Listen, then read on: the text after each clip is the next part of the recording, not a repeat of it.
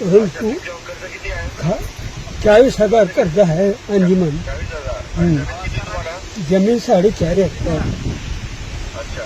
आणि जमीन उत्पन्नावर काही होत नाही का? उत्पन्न काय त्याचं त्याला पूर्ण झालं साहेब. आणि इथं काय व्हायलंय 50 किलोचं पोत 3,000 रुपयाला मिळालंय. आणि माझं पुरा इतकं पोत क्विंटलचं 4,000 रुपयाला चाललं. मागं शिल्लक काय बी राहण्यात झालं. अच्छा अच्छा.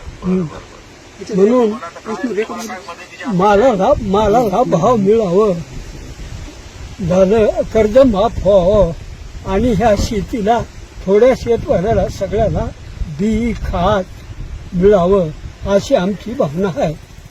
बरं.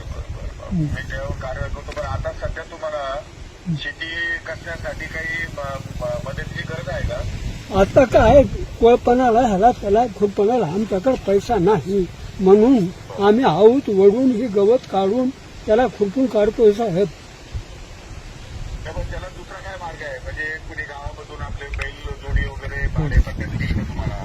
बैल ट्रॅक्टरवाला येऊन काही भाडेपट्ट्याने करेल का? ते ट्रॅक्टरनं त्याला दुसरा काय मार्ग आहे ते मला सांगा. ट्रॅक्टरनं जमणार साहेब. त्याच्यामध्ये बैलानंच करावं लागतंय. मग गावात बैल आहे का कोणाकडे? बैल आहेत तर बरी 3,000 रुपये हजेरी मागतात. आम्हाला मदत कुणी करू शकत नाही. एक दिवसाचे 3,000 रुपये मागतात. एक दिवसाचे 3,000. तर 1 एकर जमीन आहे माझी. 4,000 जमीन आहे साहेब माझी. 4,000 जमीन आहे. तर मग तिथून तिथं 4,000 एका दिवसामध्ये फिरणं होत नाही. म्हणून हे मला परवडत नाही आऊत लावणं. लोकांचा बैलाचा आऊत लावणं परवडत नाही. कृषी अधिकाऱ्याला तुमच्याकडे पाठवतो. हां तुमच्या सगळ्या अडचणीची मी समजून घेतो हां आणि राज्य सरकार म्हणून काय त्याच्यात मदत करता येईल त्याप्रमाणे मदत निश्चितपणे करू आपण. काही काळजी नका करू. बरं.